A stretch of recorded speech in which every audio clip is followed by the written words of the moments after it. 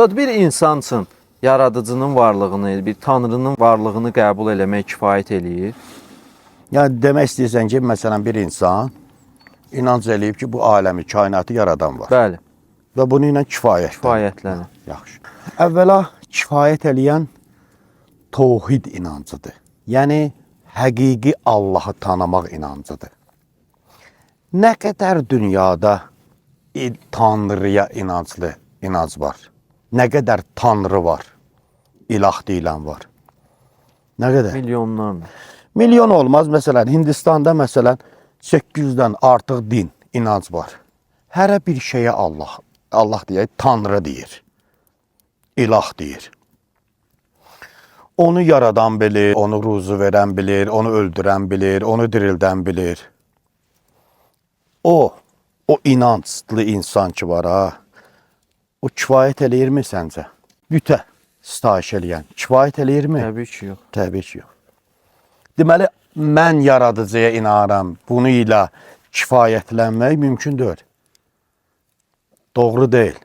Mütləq həqiqi təvhid, Allahın istədiyi həqiqi yaradanı tapmaq lazımdır. Həqiqi yaradan.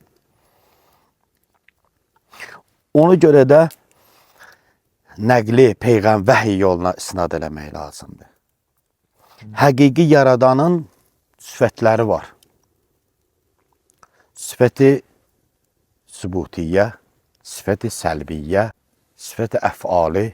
Nələrdir bunlar? Yəni Allahda olan sifətlər. Sifəti sübutiyyə. Yəni ilahın zatı sifətləri, Allahda olan sifətlər. Buna etiqad eləyəcəksən və sifəti səlbiyyə Allahda olmayan sifətlər. Allah cisim deyil, Allah görünən deyil, Allah məhdud deyil, Allahın məkana ehtiyacı yoxdur və s. və s. Yəni Allahda olmayan sifətlər. Bunları qəbul eləməsən, şirk dinindəsən.